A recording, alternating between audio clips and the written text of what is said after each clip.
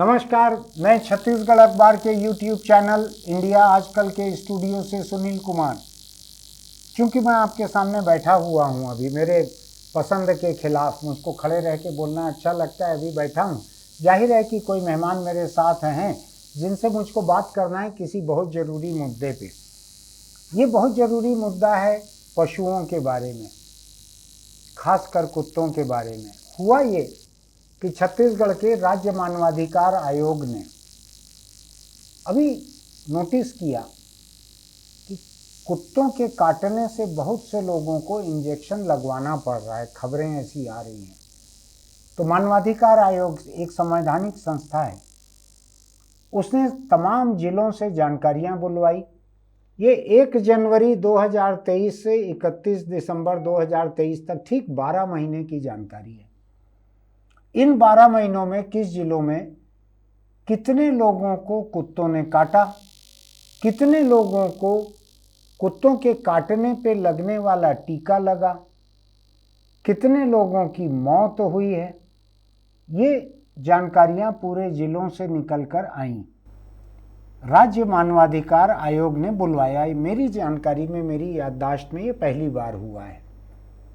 मैं आंकड़ों को अगर देखकर बतलाऊं आपको तो इन 12 महीनों में, पिछले कैलेंडर ईयर के 12 महीनों में पूरे प्रदेश में 1,19,928, जरा सा बाकी रह गया 20,000 होने। आप मान के चलिए कि 1,20,000 लोगों को कुत्तों ने काटा।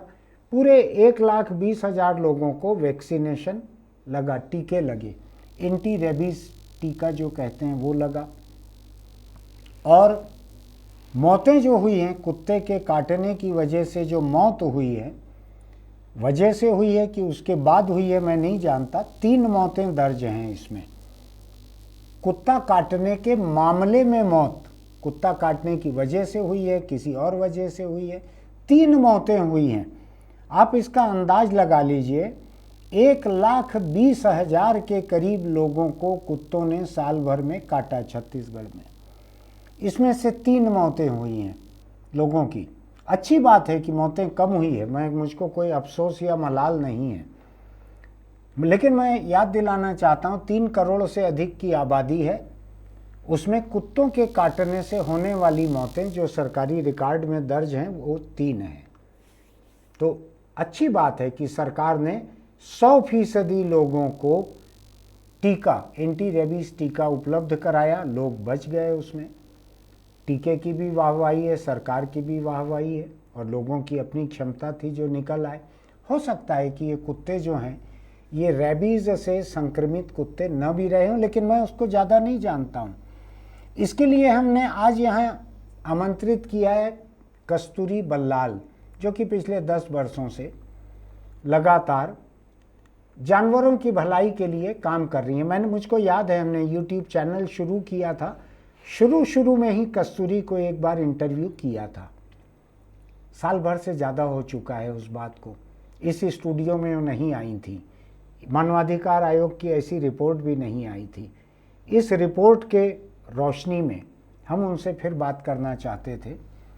कस्तूरी क्वालिफाइड इंजीनियर हैं, इलेक्ट्रॉनिक्स में इन्होंने शायद इंजीनियरिंग की हुई है, डिग्री हासिल की है, लेकिन 10 साल से ये पशु कल्याण में लगी हुई हैं। ये रायपुर से जरा दूरी पर 20 किलोमीटर शायद हो, 25 किलोमीटर हो, चंदखुरी नाम की जगह है, वहाँ पर वाटिका एनिमल सेंचुरी इस नाम से एक शेल्टर है पशुओं के लिए, बीमार पशुओं के लिए एक शेल्टर है, आश्रय है, वो चला रही हैं। वो एक किस्म से अनाथाश्रम भी है, एक किस्म से वृद्धाश्रम भी है, एक किस्म से अस्पताल भी है। वहाँ ऑपरेशन भी हो रहे हैं, ऑपरेशन की बाद की रिकवरी भी हो रही है, कई तरह का काम हो रहा है। हम उन्हीं से समझेंगे। मैंने पिछली बार इंटरव्यू किया था, तब की कुछ एक बातें याद है मुझको। कस्तूरी, आपका बहुत स्वागत है इस कार्यक्रम में। धन्यवाद सर। ये रिपोर्ट आपने भी इसके आंकड़ों को देखा होगा। अभी मैंने जिक्र किया है मानवाधिकार आयोग ने जो पूरे प्रदेश के जो आंकड़े इकट्ठा किए हैं, 3 करोड़ से ज़्यादा की आबादी है, 1,20,000 करीब ऐसे मामले हैं जिनमें कुत्तों ने काटा है लोगों को। 100% लोगों को इंजेक्शन मिले हैं, वैक्सीन मिला है, सरकारी रिकॉर्ड है, 3 लोगों की मौत भी हुई है उनमें से। ये आंकड़े कैसे लग रहे हैं आपको? इस प्रदेश की जितनी आबादी है उसके अनुपात में ये आंकड़े कैसे लग रहे हैं? बड़े चिंता करने की बात है इसमें। ऐसा? जी, चिंता करने की बात इसलिए है क्योंकि 1,20,000 अगर डॉग बाइट हो रहे हैं साल भर में, तो क्या 10,000 भी नसबंदियां हो रही हैं? अच्छा। अब हमें नसबंदी सिर्फ रायपुर में देखने को मिल रहा है, वो भी बहुत ही छोटे स्तर पे, बहुत ही नाजुक स्तर पे, दिन का 10 कुत्ता मान लीजिए। अगर ये 365 दिन भी साल के नसबंदी करते हैं तो 3,500 नसबंदी हुई। और हर साल कुत्ते के बच्चे जिन मौसम में पैदा होते हैं, हम देखते हैं हर जगह बच्चे दिखते हैं चारों तरफ, बहुत सारे तो गाड़ियों में कुचल के मर जाते हैं। आपको क्या लगता है नए जन्म औसत कितने होते होंगे? कोई अंदाज है आपको रायपुर में? मेरा ख्याल है 10-20 हज़ार कुत्ते के बच्चे बढ़ जाते होंगे हर साल बढ़ जाते हैं। उसमें से आधे बीमार होके घायल होके मर जाते हैं, पर आधे फिर तैयार हो जाते हैं पॉपुलेशन बढ़ाने के लिए। एक मेल और एक फीमेल का जो कुत्ते का पेयर होता है, एक बार में 6 से 7 बच्चे देते हैं। तो शुरुआती जो एक मेल फीमेल है, जब ये प्रजनन कर रहे हैं तो 60-65 हज़ार बच्चे दे सकते हैं। ये केवल एक जोड़ा उन्होंने बच्चे दिए। एक जोड़ा अपने प्रोडक्टिव लाइफ में? एक जोड़ा प्रोडक्टिव लाइफ में नहीं, एक जोड़ा जो बच्चे दे रहा है, फिर उन बच्चों के वो बच्चे दे रहे हैं। तो वो जो चेन साइकिल बन रही है, तो ये इतने बच्चा देने के सक्षम होते हैं, हजारों में पहुंचते हैं। कुछ हजार इसमें मर जाते हैं, कुछ हजार जी जाते हैं, कुछ हजार वहां रह जाते हैं, कुछ रिलोकेट होके यहाँ वहां भी चले जाते हैं, वो वहां पे जाके प्रजनन करते हैं। लेकिन इन स्ट्रीट डॉग को लोग अपनाते नहीं है, कोई घरों में नहीं पालते हैं, लोग आमतौर पर नहीं पालते हैं, तभी तो ये रोड पे है। हकीकत यही है कि सड़क के कुत्ते सड़क पे जीते हैं, सड़क पे भूखे रहते हैं या खाते हैं और सड़क पे मर जाते हैं। सड़क में भूखे रहते हैं, दर्द में तकलीफ पाते हैं, परेशान होते हैं तो नुकसान भी पहुंचाते हैं। और उनके कारण दूसरों को तकलीफ होती है। और उनकी जो तकलीफ है वो तो वो ही जानते हैं। और वो मर जाते हैं। तो जो सफरिंग का साइकिल है उसमें कहीं भी कमी नहीं है। अब चलिए मान लीजिए हम कुत्तों के प्रति संवेदनशील नहीं, आज केवल बात करते हैं लोगों की, कुत्तों को उनसे तकलीफ है। तो सरकार ने, सबसे पहले सरकार की बात करते हैं क्योंकि पूरी सिचुएशन अभी ऐसे ही है। भाई 2001 में नसबंदी के कानून बने। 2001 के पहले तो सारा गुंडा राज था, जी रहे हैं तो जी रहे हैं, या किसी ने जहर दे दिया, शूट कर दी, पर उसमें समाधान नहीं हो रहा था। म्युनिसिपल वगैरह जहर दे के भी पहले मारते थे, पर क्योंकि कईयों ऐसे इश्यूज के कारण भी समाधान नहीं हो रहा था। देखिए सर, क्या है, हमारी जैसी डेवलपिंग कंट्रीज के लिए, हम नहीं कह रहे हैं क्योंकि हम जीव प्रेमी हैं, यूनाइटेड नेशंस ने, वर्ल्ड हेल्थ ऑर्गेनाइजेशन ने जानवरों की, कुत्तों की नसबंदी के प्रावधान बनाए हुए हैं, जिसको हमारी सरकार ने 2001 में कॉन्स्टिट्यूशन ने अडॉप्ट किया है, जिसको हम कहते हैं पशुओं के बधियाकरण के नियम, यानी कि एनिमल बर्थ कंट्रोल रूल्स। ये 2001 में बन चुके हैं, जिसमें सुप्रीम कोर्ट ने हर एक जिला स्तर, ग्राम पंचायत को आदेश दिए कि अपने शहर में आप नसबंदी खुद करवाइए। उसके लिए 2 तरीके हैं, या तो किसी एजेंसी को, एनजीओ को हायर कर लो, या तो खुद कर लो। छत्तीसगढ़ में 2015 में बड़े मुश्किल से ये काम चालू हुआ। 2001 से 2015 तक यहाँ चालू नहीं हुआ। उसके पहले या तो वो कुछ भी नहीं करते थे, या तो मार डालते थे। मार डालने से भी कोई फर्क तो पड़ा नहीं। जो मरे वो मरे, पर जो जिए वो दुगनी स्तर पे बच्चा पैदा किए। 2015 में भी बड़े मुश्किल से चालू किया। आज 2024 आ रहा है, महीने का तो छोड़िए, दिन का 10 ही कर पाते हैं, वो अपनी कैपेसिटी नहीं बढ़ाते हैं। अब ये मैं करंट निगम अधिकारियों की बात नहीं कर रही हूँ, इसके पहले भी जो थे वो इस मुद्दे के प्रति बहुत ढीले थे। और इतना कम स्तर अगर वो करें, दिन के 50 से ज़्यादा तो बच्चे पैदा हो जाते हैं, हो ही जाते होंगे। हम तो 10 का ही कर रहे हैं। तो हम ऐसे में तो हम 200 साल तक भी अगर नसबंदी करेंगे तो भी कोई फर्क नहीं पड़ने वाला, फर्क नहीं पड़ेगा। तो हम ऐसा कर रहे हैं कि हम तो कोई प्रॉब्लम को सॉल्व कर भी नहीं पा रहे हैं। हम सिर्फ दिखा रहे हैं कि देखिए ये हमारा एबीसी सेंटर है, यहाँ नसबंदी होती है। अब यहाँ का मैनेजमेंट इतना पुअर है, जो लोग नसबंदी करते हैं वो तो स्टाफ है, वो कर ही लेते हैं, पर इसके ऊपर जो गवर्निंग बॉडी है वो उसको बढ़ाने में इंटरेस्टेड नहीं है। ये पूरे मीडिया के माध्यम से कुत्तों की नसबंदी की क्षमता को बढ़ाना नहीं चाहते वो, क्योंकि खर्च इन्वॉल्व होता है। सर नगर निगम का जो बजट होता है वो तो हजारों करोड़ का होता है, और अभी हम इसमें जो स्पेंड करते हैं वो 1 करोड़ भी नहीं कर रहे हैं हम। रायपुर की बात आप बता रही हैं। 1 करोड़ भी नहीं खर्चा कर रहे हैं हम। इतना तो हम कोई चौक चौराहा बनाने में खर्च कर देते हैं, उसकी रिपेयरिंग में उससे दुगना खर्च कर देते हैं। तो हमें तो जिस चीज से समस्या है, अगर कुत्ते नगर निगम के लिए इतनी बड़ी समस्या रखते हैं तो नसबंदी क्यों नहीं करते हैं? क्योंकि देखिए क्या होता है, कुत्ता काटने के 3 बहुत मेजर कारण होते हैं। सबसे पहला कि वो हीट में है, मेटिंग सीजन में है, वो आक्रोशित है, उसको फीमेल के साथ मेट करना होता है। कुत्ता एक के साथ मेट नहीं करता, कईयों कुत्तों के साथ वो मेट करते हैं। आज इसके साथ कर रहे हैं, कल उसके साथ। और आपने देखा होगा कि झुंड, एक फीमेल के पीछे 20-20 कुत्तों का झुंड है। उस समय उनका टेस्टोस्टेरोन लेवल बहुत हाई होता है, और उस समय वो खाना पीना सब भूल जाते हैं। आप उन्हें बिस्किट भी डालेंगे तो उनका इंटरेस्ट नहीं रहेगा खाने में।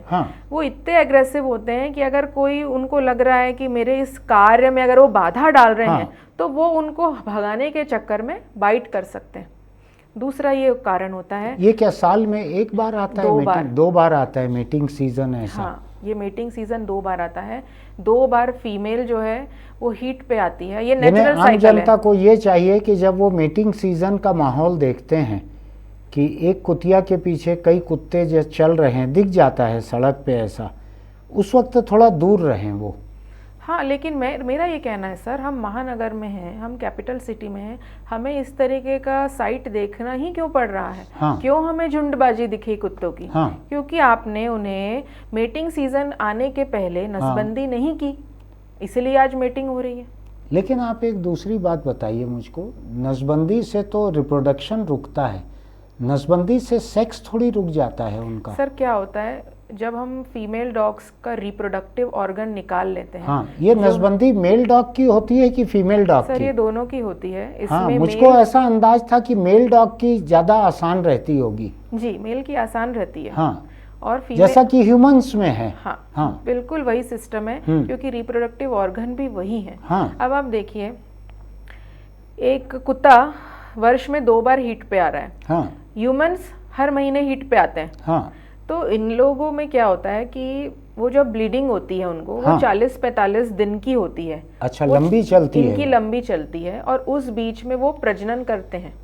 अच्छा, उनको क्योंकि प्रजनन करना है इसलिए वो मेटिंग कर रहे होते हैं। जैसे हमारे ह्यूमंस में फीमेल में ओवरी और यूट्रस है, सेम इसमें भी होता है। तो हम जब नसबंदी करते हैं तो हम यूट्रस निकालते हैं और ओवरीज भी निकालते हैं, इसी को नसबंदी कहते हैं। और मेल डॉग में उनके टेस्टिकल्स निकालते हैं। अब मान लीजिए कुछ ऐसे केस हों कि कोई एक फीमेल डॉग की नसबंदी हो गई है, लेकिन उसका कोई एक मेल डॉग है, वो उसके साथ मेटिंग कर रहा है, तो बच्चा नहीं होगा। वो इसलिए भी हो सकता है क्योंकि कुछ उसमें टेस्टोस्टेरोन बच गया हो, या किसी की महक से वो एक्साइट होके मेट करने की कोशिश करेगा, बट उससे रिजल्ट बच्चा पैदा होने का नहीं रहेगा। और दूसरा, उसमें जो एग्रेशन इन्वॉल्व होता है वो भी नहीं हो जाएगा, बिल्कुल ना के बराबर। उसको हम डिस्ट्रैक्ट कर सकते हैं। अच्छा, दूसरा सबसे बड़ा खाना है कॉन्स्टेंटली भूखा रहना। महीनों महीनों, हफ्तों हफ्तों भूखा रहना। एक आध निवाला मिल गया तो मिल गया। ये क्या हफ्तों भूखा रह लेते हैं कुत्ते? जिंदा रह जाते हैं? रहते हैं। इनको एक टुकड़ी भी अगर कुछ सड़ा खाना भी मिल गया बासी, तो वो भी खा के 1 हफ्ता उन्हें रहना पड़ता है, क्योंकि शरीर ऐसा है कि इंसान भी भूखा रह जाता है। अगर नहीं मिले, भूखमारी से मरने वाले जो इंसान है, महीना महीना भी भूखा रह लेते हैं। तो अब आप सोचिए, हम किसी दिन बिना नाश्ता किए अगर ऑफिस चले रहे हैं, हम कितना गुस्से में हो जाते हैं। तो ये भी वैसे ही फील करते हैं, खाना नहीं मिलना। अब नसबंदी इसलिए करना है ताकि ये कि प्रजनन बंद हो। अब क्या है, सुप्रीम कोर्ट भी कहता है, संविधान भी कहता है आर्टिकल 51 AG में कि जिन कुत्तों का नसबंदी हो गया सब है, अब क्या होता है ना, वो स्ट्रे डॉग नहीं रहे। उनको हम कहते हैं कम्युनिटी डॉग्स। स्ट्रे डॉग वो है जिनकी आपको हिस्ट्री नहीं पता, उसको वैक्सीन नहीं हुआ है, या फिर वो कहाँ से अनअवेयर डायरेक्शन से आपके पास आ गया है, हम नहीं जानते। लेकिन जब हम उसकी नसबंदी करके टीकाकरण कर देते हैं तो वो हमारे लिए कम्युनिटी पेट है। ये टीकाकरण कितने समय इफेक्टिव रहता है? सर साल भर।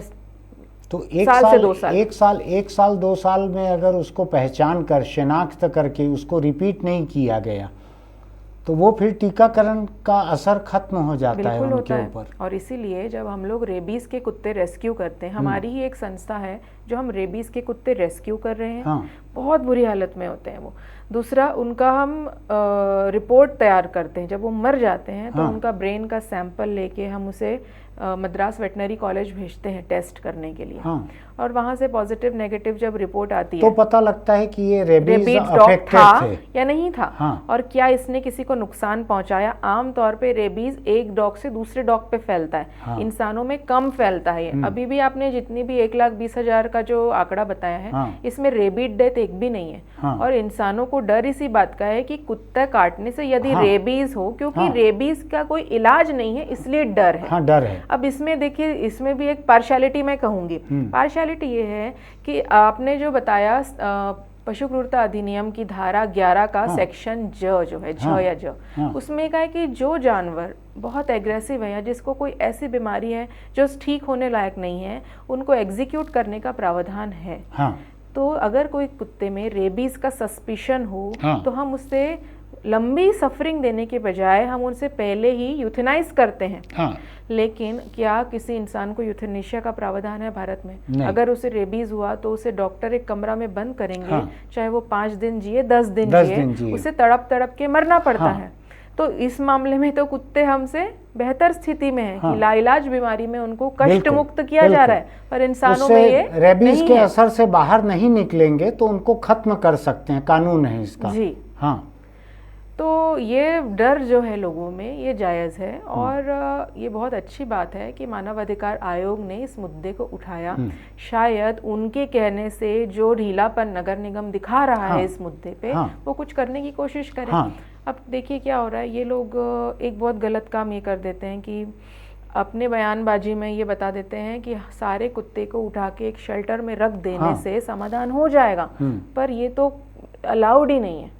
कुत्ते को उसके एरिया में चौकीदारी करना ज़रूरी है, क्योंकि इतना तो हम काम नहीं कर रहे हैं ना कि हम हमारे रायपुर की आउटर बाउंड्री का भी नसबंदी कर रहे हैं, हम अंदर का भी कर रहे हैं, फिर 50 टीम लगी हुई है जो जोन वाइज भी काम कर रही, मोहल्ला, इतना तो नहीं है। तो अगर हम उस इलाके के एक कुत्ते को हटा देंगे तो वो आपके यहाँ पे इतना बड़ा वैक्यूम बन जाएगा कि 10-10 कुत्ते घुसने लगेंगे, और कोई भी चौकीदार नहीं रोक सकता कुत्तों को आना जाना। कुत्ते कैसे रोकते हैं? वो रोते हैं, उससे वो रोक लेते हैं। दूसरा, वो पेशाब करते हैं, उससे टेरिटरी मार्क होती है, टेरिटरी मार्किंग होती है। तो उस जगह पे दूसरे एरिया का कुत्ता नहीं घुस पाता, और वो हमारे लिए चौकीदार है। अब उनको ये काम किसने दिया है? हजारों सालों से वो यही काम कर रहे हैं, उनकी डीएनए में ही यही है। जब से इंसान ने पालना शुरू किया, डोमेस्टिकेट किया उनको, तब से पहले जंगली थे। और अभी 2 दिन पहले की बात है, केरला में हम जानते हैं कि लोग वहाँ पे डॉग्स को मार डालते हैं, और काफ़ी ग्रुप में किलिंग्स हुई है वहाँ पे। तो पेस्ट नाम की वहाँ पर एक संस्था है, something related to elimination of stray dogs type का कुछ नाम है। AWBI, animal welfare board of India, इनकी सुप्रीम कोर्ट में 15 साल से केस चल रहा है। वो चाहते हैं कि स्टेट लॉज में अधिकार मिल जाए कि वो अपने स्टेट के मैटर्स को खुद हैंडल करें, माने कि उन्हें खुद मार डालें।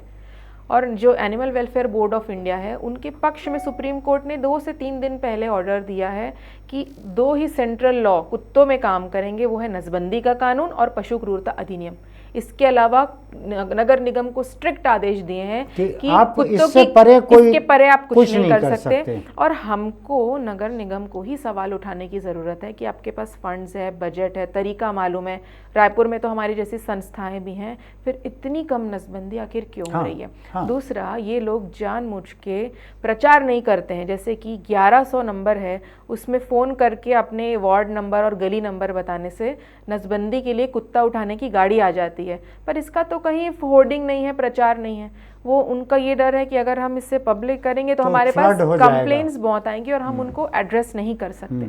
तो जब आपको वास्तविकता ही नहीं पता है आपके शहर की, तो आप तो हमारे लिए सूटेबल ही नहीं है हमारी प्रॉब्लम सॉल्व करने को। आपका ये कहना है कि ना डॉग सेंसस है, ना डॉग की मैपिंग हुई है कि किस इलाके में कितने हैं, कुछ नहीं है, कुछ नहीं। जितना भी नसबंदी अभी किया जा रहा है वो जो कुत्तों को खाना खिला रहे हैं उनके द्वारा करवाया जा रहा है।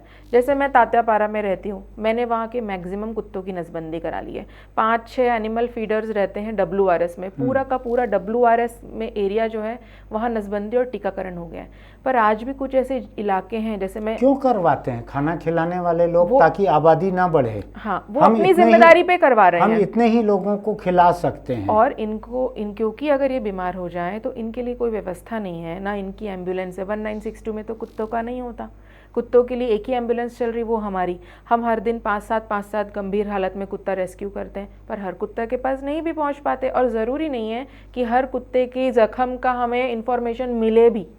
तो ये तो बाकी शहरों में, दिल्ली वगैरह में एक नगर निगम 5-6 जगह पे नसबंदी करवा रहा है। भाई रायपुर का भी तो क्षेत्रफल अब बढ़ रहा है। हाँ।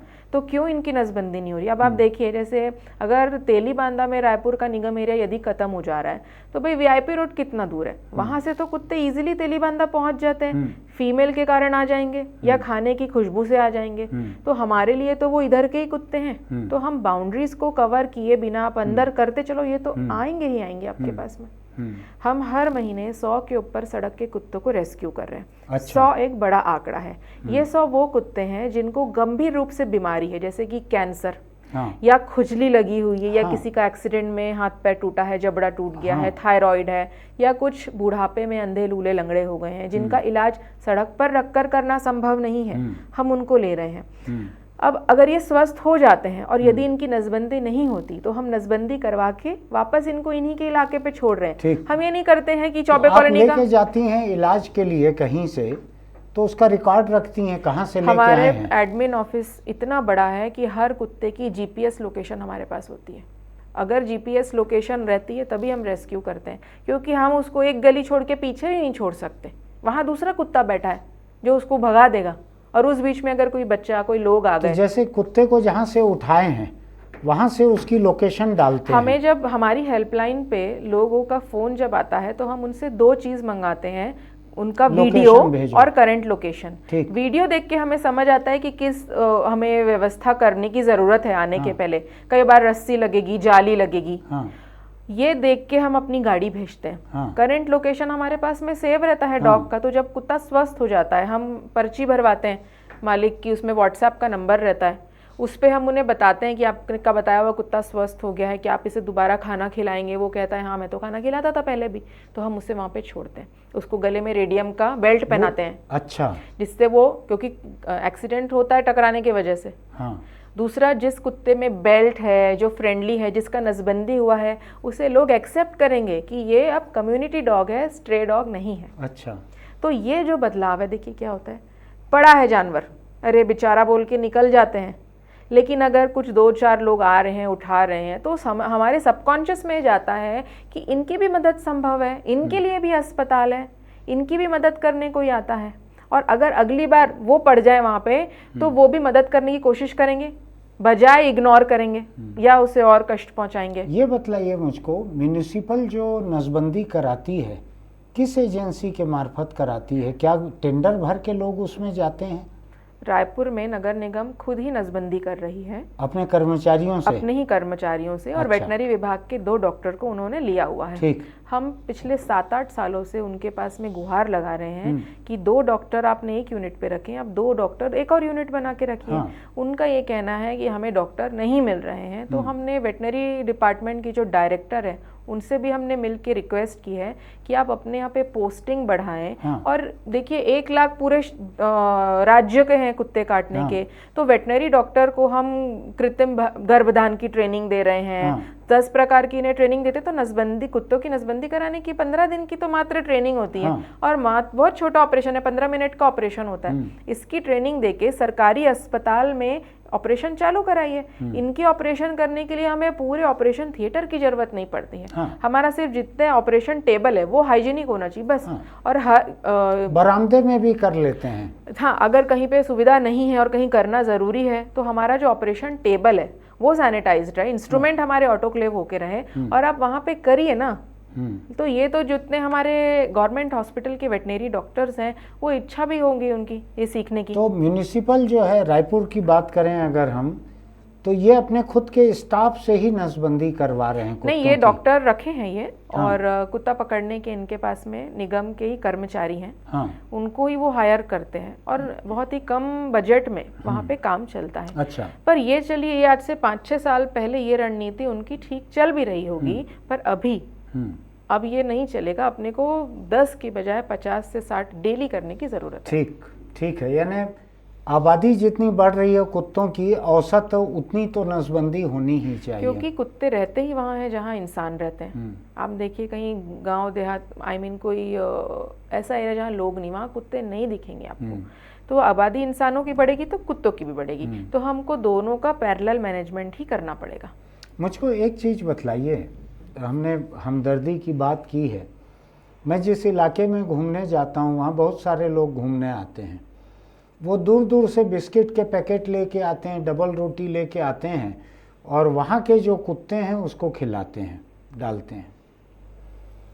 उस चक्कर में वहाँ पे बहुत सारे कुत्ते इकट्ठे होते चल रहे हैं। वो बैठ के रास्ता देखते रहते हैं लोगों का कि आएंगे वो सुबह शाम डालेंगे। इस पे क्या सोचना है आपका कि मैं रहता कहीं और हूँ, किसी और इलाके के कुत्तों को मैं खिला रहा हूँ रोज़ बिस्किट डबल रोटी, तो कुत्ते बाकी समय तो उसी इलाके में हैं। तो ये उस इलाके के लिए ठीक है कि गलत है? तो बिल्कुल ठीक है। अगर लोगों को इतना डर लगता है रोड में जाने को, तो अपने घर पे बैठे, और अगर नहीं बैठना है तो कुत्तों को अपने घर ले आए, क्योंकि वो अपने पैसे से खिला रहे हैं। वो जब उन्हें खाना खिलाते हैं तो वो देखते हैं इसे चोट लगी है क्या, वो तो अपना कर्तव्य निभा रहे हैं। अगर हमें सरकार ने, कॉन्स्टिट्यूशन ने फंडामेंटल राइट्स दिए हैं, तो हमें फंडामेंटल ड्यूटीज़ भी दी है। वो ये है कि वो अपने आसपास के इलाकों में सौंदर्यीकरण कर सकते हैं, वो पेड़ पौधा लगा सकते हैं, वो जानवरों को खाना दे सकते हैं। तो वो तो अपने उसी ड्यूटी का पालन कर रहे हैं। और जो डरपोक है, जिन्हें लगता है कि ये न्यूसेंस है, तो वो घर पे बैठे। या तो पूरी दुनिया पशु प्रेमी बन जाए तो किसी को तकलीफ नहीं, या पूरी दुनिया पशुओं से नफरत करने लग जाए, सबको मार डालो। पर ऐसा नहीं होता, नहीं होगा। कानून भी नहीं है, कानून इसकी छूट और ये करके कुछ नहीं होना है। हम में से कितने ऐसे लोग हैं जो... आपने सरकार से कभी कांटेक्ट किया क्या, म्युनिसिपल से ऊपर किसी स्तर पर इस बारे में? सर, करना म्युनिसिपल को ही है। हम सीएम से भी मिल चुके हैं, और आज से 7 साल पहले अस्पताल बनाने की ज़रूरत के लिए हमने उनसे ज़मीन भी खरीदी है। जहाँ पे चंदखुरी में वाटिका एनिमल सेंचुरी है। ये एक प्राइवेटली फंडेड ऑर्गेनाइजेशन है। ज़मीन भी खरीदी है, हर साल टैक्स भी भरते हैं सरकार को। सरकार वहाँ पे कोई मदद नहीं करती है। तो हम इसलिए काम कर रहे हैं ताकि कुत्तों का, जानवरों का दर्द हम कम कर सके और उनके लिए अस्पताल की सुविधा हो। तो अभी भी वो कार्य चालू है। इसके ऊपर ज़रा भी संवेदना नहीं है, क्योंकि दूसरे बड़े मुद्दे उन्हें दिखते हैं, जो कि मैं गलत भी नहीं समझती हूँ। दूसरा ये है, स्ट्रीट डॉग को अभी वोटिंग राइट मिला नहीं है, इसलिए भी शायद उनकी फिक्र सरकार को ज़्यादा नहीं होती है। चलिए, कभी विभाग ही बन जाएगा इससे तो। अच्छा, मैं थोड़ा सा आपके शेल्टर के बारे में जानना चाहता हूँ। हमने कुत्तों के बारे में तो बात की है, कितने साल से ये शेल्टर चल रहा है? हम टोटल तो 10 साल से काम कर रहे हैं। ये शेल्टर आने के पहले हमने रायपुर में अलग अलग जगहों पर रेंट आउट करके शेल्टर चलाए। जैसे कि डूमर तराई में, मोहबा बाजार, टैगोर नगर। हम खुद स्टूडेंट्स थे, इतने पैसे तो हमारे पास थे नहीं, तो किसी की बंद पड़ा हुआ गैरेज हमने ले लिया, फैक्ट्री ले ली, जहाँ जगह मिल गई वहाँ शुरू कर। लेकिन रिहायशी एरिया में लोगों का बहुत तकलीफ रहता है, विरोध भी होता है, और उन्हें कोई भी अच्छा काम करते हुए लोग पसंद नहीं आते। तो 2 शेल्टर में तो हमारी आग लगा दी लोगों ने। आग लगा दी? इतने पॉश लोग जो फैक्ट्री ओनर्स हैं, ये वो लोग हैं। और एक जगह जो आग लगाई वो तो देहात का इलाका था, बट हम वहाँ से थोड़े अच्छी जगह में गए तो अच्छे खासे जो लोग फैक्ट्री चला रहे हैं, रोलिंग मिल वाले जो हैं, इतने उन्होंने आग लगाई। तब हमने समझा कि बात यहाँ पे कुत्तों की है नहीं। आप देखिए, समाज से दूर जाके ही आपको कुछ काम करने पड़ते हैं, ये उस श्रेणी में था। और हर कोई देखिए जिसके पास में खुद का कुछ नहीं होता, वो सरकार के पास गुहार लगाता है कि आप मदद करें। हम भी वही करें। सरकार की जिम्मेदारी भी है, वेलफेयर स्टेट है ये। अब वो एथिक्स का तो बड़ा प्रश्न है, जो एथिकल दिखता नहीं है अभी। तो खैर, हमने भी सरकार के पास ही गुहार लगाई और उन्होंने हमें एक जगह बताई, तो हमें 4.5 साल का पेपर वर्क किया सरकार के साथ में, बहुत लंबा समय भी इसमें किया, पता नहीं था मिलेगा नहीं मिलेगा। हाँ। और फिर हमें ज़मीन का अलॉटमेंट हुआ, काफ़ी महंगी थी, फिर उसको हमने दोबारा कैबिनेट के पास में हमारी फाइल गई और हमने बताया कि वेलफेयर प्रोजेक्ट है ये, इसको कम करिए क्योंकि ये यहाँ पे हम कोई बिल्डिंग नहीं बना रहे हैं, कमर्शियल रेट पे लेकर नहीं चला सकते, हम चला ही नहीं सकते। तो बिल्कुल बंजर भूमि उन्होंने दी, उस जगह पे पूरे गांव का आरंग क्षेत्र का कचरा डंप होता था, 1 साल तो कचरा उठाने में लग गया, मेडिकल वेस्ट और दुनिया, अभी भी ज़मीन खोदो तो कांच की बोतलें, ब्लेड्स, ये सब निकलते हैं और इतनी बंजर है कि पानी भी नहीं है वहाँ पे। तो ऐसी जगह उन्होंने जानवरों को दी, मैं तो खुश हूँ कि कुछ तो दी उन्होंने। अब वहाँ पे ऐसा है कि 250 के आसपास जानवरों का इलाज आज की डेट में चल रहा है। अच्छा जी, 250 जानवर भर्ती हैं। 90% लोगों द्वारा सताए हुए जानवर हैं, किसी ने मारा, किसी ने एसिड फेंक दिया, किसी ने टांग तोड़ दी। ये भी रायपुर में कुछ महीने पहले देखा था मैंने, अवंती नगर या कहीं पर कुत्तों के ऊपर एसिड फेंक दिया था, फिर शायद दुर्ग भिलाई में भी ऐसी घटना हुई कि एसिड फेंक दिया। जी, वो कुत्ते हमारे यहाँ हैं अभी भी, वो पूरे जल गए हैं। क्यों फेंका था एसिड?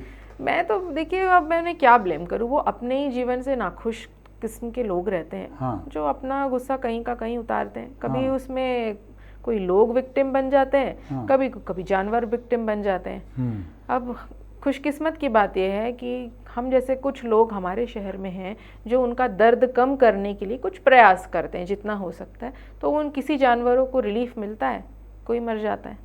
हमारा कोशिश ये है कि देखिए, जीना मरना हमारे हाथ में नहीं है, हमें नहीं मालूम है हम उन्हें बचा पाएंगे कि नहीं, लेकिन मेडिकल साइंस के माध्यम से उनका पेन कम करना ज़रूरी है और हम वही कर रहे हैं।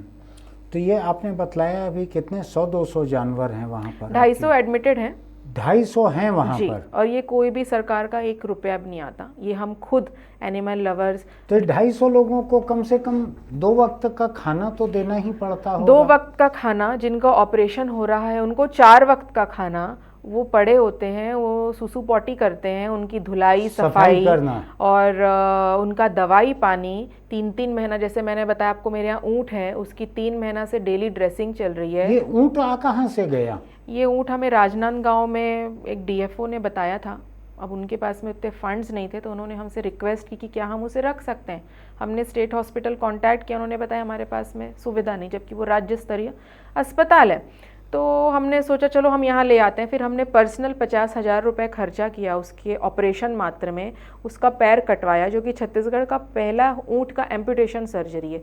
ऊँट 4 पैरों पे ही जी सकता है सर, 3 में नहीं कर सकता, उसकी बॉडी का पोस्चर अलग होता है, लेकिन फिर भी एक चांस लिया, मरते मरते बचा है वो।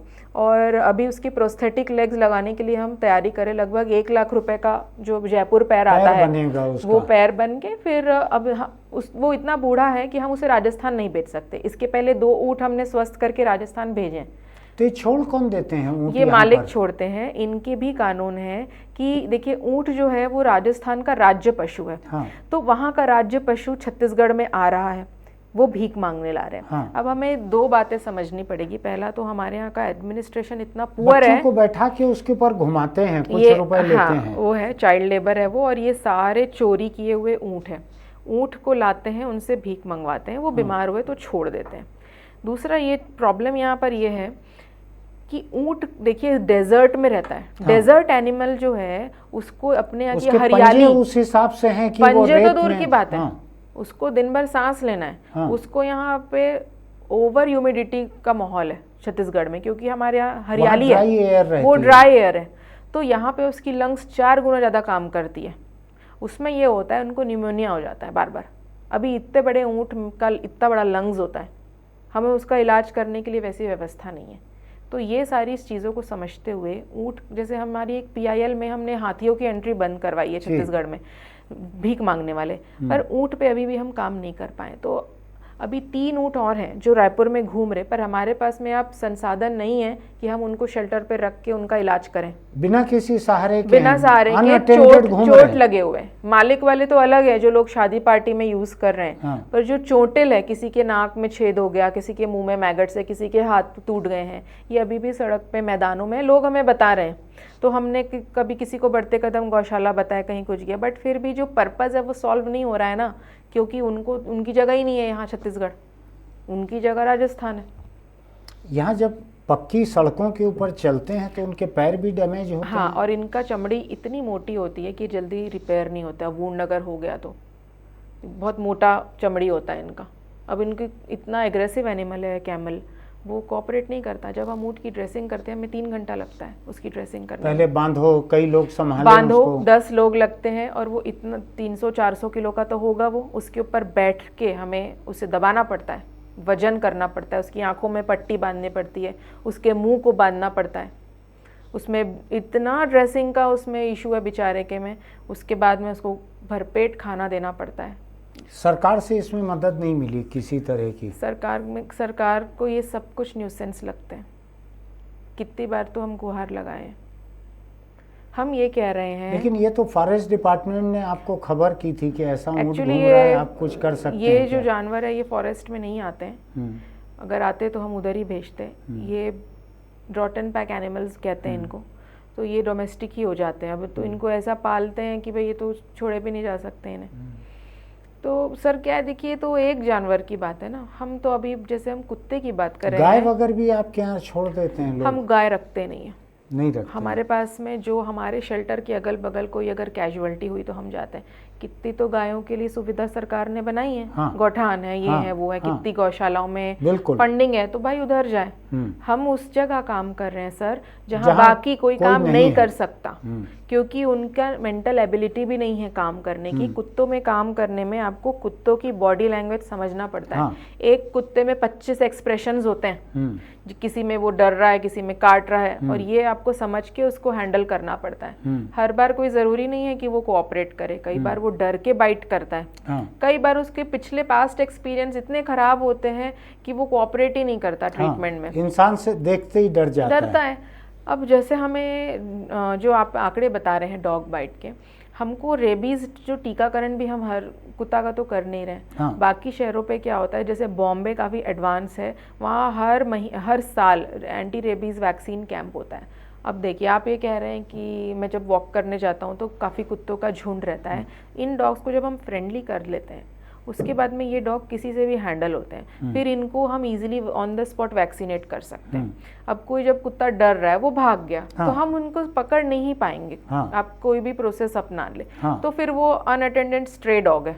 अब अगर क्योंकि वो पैदा हो गया है तो उसको जीने का अधिकार संविधान दे रहा है। मैं डॉग लवर होके नहीं दे रही हूँ। अब इसमें राज्य की पशु नीति कुछ है क्या जो कुत्तों के बारे में कुछ कहती हो? एक्चुअली ना बिल्कुल है। इसकी एक बॉडी बनी हुई है जिसको कहते हैं जीव जंतु कल्याण बोर्ड। अच्छा। अब यहाँ ये रायपुर में भी है। अब ये जो है ये बड़ी इनएक्टिव है क्योंकि प्रदेश स्तर की होती है और जो मेन होती है वो सेंट्रल होती है। सेंट्रल का काम होता है अपनी एडवाइस देना कानून बनाने वगैरह में, और जो स्टेट का काम होता है वो उन कानूनों को पालन कराना, एग्जीक्यूट अमल करना। अब स्टेट एनिमल वेलफेयर बोर्ड और एक होता है राज्य पशु क्रूरता निवारण समिति, SPCA कहते हैं, जिसके प्रेसिडेंट होते हैं कलेक्टर महोदय, सेक्रेटरी होते हैं SP। और जो SPCA है ये इनका काम है शेल्टर बनाना, कहीं पे एनिमल्स का कुछ इशू है उसको संभालना, but they all are very inactive. अब इसका मैं आपको लेटेस्ट एग्जांपल बताती हूँ। अमलीडी पुलिस कॉलोनी है, वहाँ पे लगभग 2000 पुलिस वालों की फैमिली रहती है और वहाँ पे 8-9 कुत्ते भी रहते हैं। उनको तकलीफ ये है जो पालतू नहीं है, पर वहाँ पर भी कुछ लोग उन्हें खाना डालते हैं। ठीक है। अब किसी को डर लगता है और कोई ये कहता है इन्हें भगाओ। उन्होंने नगर निगम को कईयों बार चिट्ठी लिखी कि इनका कुछ करें। उनको नगर निगम से कभी जवाब नहीं मिला कि ये कानून है तो हम ये कर सकते हैं, ये नहीं कर सकते हैं वगैरह। वो उन्होंने कानून अब कोई कुछ नहीं कर रहा था तो उन्होंने अपने हाथ में लिया। उन्होंने सारे कुत्तों को मार मार के भगाने चालू किया। उसका वीडियो जब आया हमारे पास, हमने शिकायत की और 3-4 महीना वहाँ पे बहुत कॉन्फ्लिक्ट चला। तो उनका कहना था, जब हम वहाँ पर एक सेमिनार लेने गए थे कि जानवरों के क्या कानून है, कुत्ता काटे तो क्या करना है, नसबंदी क्या होती है, ये तो भाई बेसिक इन्फॉर्मेशन है। ये कोई वेबसाइट भी तो नहीं है कि ये जानकारी आम जनता को रायपुर में, छत्तीसगढ़ में मिल रही है। किसको पता होता है स्टेट एनिमल वेलफेयर बोर्ड? कईयों को तो ह्यूमन राइट्स भी नहीं पता होता है, तो ये कहाँ पता होगा? तो ना तो कोई बोर्ड्स लगे होते हैं, ना लोगों को तो जानवरों का अस्पताल है ये भी नहीं पता होता। तो आम आदमी क्या करेगा? कानून अपने हाथ पे लेगा, मारेगा, पीटेगा, कैसे भी उसको लगेगा कि क्योंकि ये कुत्ता थ्रेट है मैं इसको भगाऊं। उसको ये जब बताएं कि ये अपना एरिया सुरक्षित कर रहा है बाकी कुत्तों से, तब उसे साइंस समझ में आया और वह कि अच्छा तो मैं ऐसा क्या काम करूं कि मुझे भी ना तकलीफ हो और ये मुझे भी ना तकलीफ दे। तब यहाँ से बात चालू हुई। एक कोएग्जिस्टेंस, सह अस्तित्व कैसे हो सकता है? सह अस्तित्वता की बात करना सिर्फ मैं आप ऐसे 2-5 लोगों के करने से नहीं होगा, ये तो निगम का ही काम है, क्योंकि कोर्ट इतना स्ट्रिक्ट है कुत्तों के लिए कि वो जरा भी इनकी जान में लापरवाही बर्दाश्त नहीं करता है। संविधान बिल्कुल नहीं कहता है कि आप पत्थर और लात भी नहीं मार सकते हो कुत्ते को। जो आप बता रहे PCA सेक्शन 11, वो तो ये कह रहा है आप लात भी नहीं मार सकते हो। तो जब कोर्ट इतना ज़्यादा स्ट्रिक्ट है, संविधान इतना स्ट्रिक्ट है, तो हमारे जो जिला प्रशासन है कम से कम वो चीज़ों को ट्रांसपेरेंट रखे, वो गाइडेंस दे लोगों को। सोसाइटी को एजुकेट करना ये तो कर सकते हैं। मान लीजिए उन्हें नसबंदी करने के लिए डॉक्टर नहीं मिल रहा है, लेकिन अवेयरनेस करने के लिए तो उनकी ज़रूरत नहीं है ना, तो वो ये नहीं करते हैं। ये इसी वजह से इतना डर है। इन जो 1,20,000 कुत्ते हैं, इसमें कुछ पेट डॉग्स का भी डेटा होगा, कुछ इसमें से वो भी होगा जैसे हम जैसे लोग, क्योंकि हम कुत्तों के साथ काम कर रहे हैं। कोई एक रिस्ट्रिक्टेड ब्रीड है, उसके कुत्ते पाल लिए थे किसी ने, वो आते जाते लोगों को काटता था, घर में कोई डिलीवरी देने गया उसको काटा। यहीं के एक डॉक्टर ने ऐसे पाल लिए थे कोई, हम जानते हैं। तो वो उस तरह के कुछ डोमेस्टिक पालतू डॉग कुत्ते भी होंगे। पता है जो डॉग्स घर पे रहते हैं वो बहुत मैनरलेस होते हैं, उनको इतना प्यार मिलता है। मेरे पास भी घर का रहते हैं। मेरे पास भी पेट डॉग्स हैं और उनको समझाना बड़ा मुश्किल है। अच्छा, वो बदमाश हैं, वो सिर चढ़े वो बाइट करेंगे, वो बहुत बदमाशी करते हैं। कुछ बिल्कुल अच्छे होते हैं, पर कुछ ऐसे हैं जो उनके साथ इतना बिहेवियरल इशू होता है, या तो वो ओवर प्रोटेक्टिव है अपने मालिक के लिए। उसका एक ये बड़ा कारण है कि हमारी सोसाइटी में कहीं भी डॉग पार्क नहीं है, तो कुत्ता दूसरे कुत्ते से सोशलाइज नहीं हो पाता। और यूजुअली स्ट्रीट डॉग के साथ में हर कोई सोशलाइज नहीं करवाता है, उन्हें डर रहता है इन्फेक्शन हो सकता है, या कई बार ये इतनी बड़ी ब्रीड होती है कि स्ट्रीट डॉग ही उसके पास नहीं आएगा खेलने कूदने के लिए।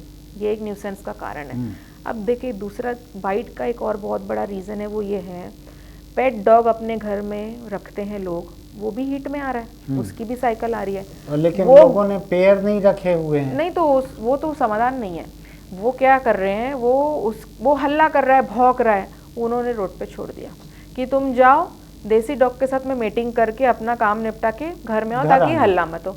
अब आप सोचिए, मान लीजिए अगर एक रॉटवेलर ब्रीड है या एक पोमेरियन है, जो जनरली थोड़े गुस्सैल कुत्ते होते हैं, ये स्ट्रीट डॉग के साथ मीटिंग कर रहे हैं, तो वो क्रॉस ब्रीड बच्चा उनके जन्म लेगा। बिल्कुल। उसका स्वभाव देसी कुत्ते जैसा नहीं है। है। वो हाइपर एक्टिव डॉग है। सपोज वो सीट फाड़ देगा, उसके अंदर है ये ट्रेड्स, वहाँ से आए हुए हैं। तो स्ट्रीट डॉग के साथ साथ पेट डॉग की नसबंदी भी बहुत ज़रूरी है, और ये पशु क्रूरता अधिनियम और एनिमल बर्थ कंट्रोल रूल्स में स्पष्ट बताया गया। तो इनका क्यों नहीं होता? मैंने एक बार बंजारा नस्ल का कुत्ता पाल लिया था शौक में, जो भेड़ की रेवड़ को लेके चलता है। तो बहुत बदतमीज किस्म का था, कोई काबू में नहीं रहता था, चेन तोड़कर भाग जाता था, दीवार कूद कर भाग जाता था। बिल्कुल। उसके बाद वो इतने दिन बाद लौट के आता था कि हम घर में उसको रखना नहीं चाहते थे कि ये सड़क के कुत्तों के साथ इतने दिन रह के आया है, गंदा होके आ जाता था, फिर घर पे रह नहीं सकते थे उसको, फिर वो स्ट्रीट डॉग हो गया धीरे धीरे। तो ये जो आंकड़े हैं ये आपको बहुत हैरान नहीं करते हैं? कि मुझे नहीं करते हैं, क्योंकि मैं कि 1,20,000 अगर केस डॉक्यूमेंटेड हैं, ये कम है, क्योंकि ये तो केवल सरकारी अस्पताल का डेटा है। प्राइवेट का कौन लेगा? और कई लोग तो टीका ही नहीं लगाते।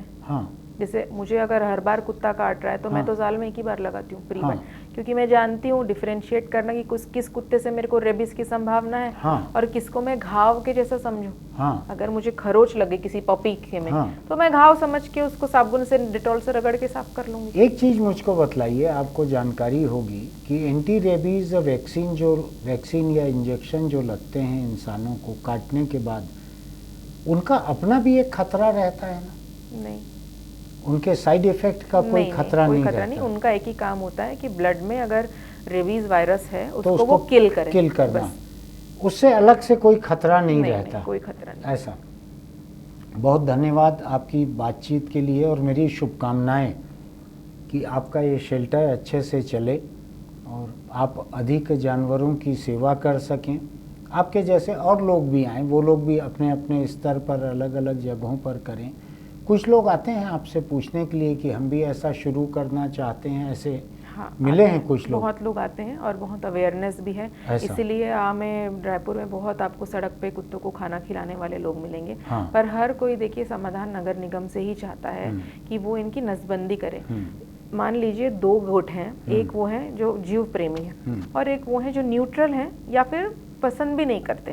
हम दोनों मिलके प्रशासन के सामने एक ही बात रख रहे हैं कि हमको सड़क पे जानवर या कुत्ता नहीं देखना है। मुझे नहीं देखना है ताकि उनके ऊपर अत्याचार होते हैं, आपको नहीं देखना है क्योंकि आपको लगता है कि ये खतरा है। तो हम दोनों को तो हाथ मिलाने की अब जरूरत है और इनकी नसबंदी ही एक समाधान है। आज से हम 100 का भी मंथली टारगेट करेंगे तो भी 10 साल लग जाएंगे कम होने में। मुक्त तो हम हो नहीं सकते क्योंकि हमारे यहाँ पे उस तरीके का एनवायरनमेंट है कि पूरे इंडिया में ऐसा कोई भी शहर नहीं है जो कुत्ता मुक्त हो।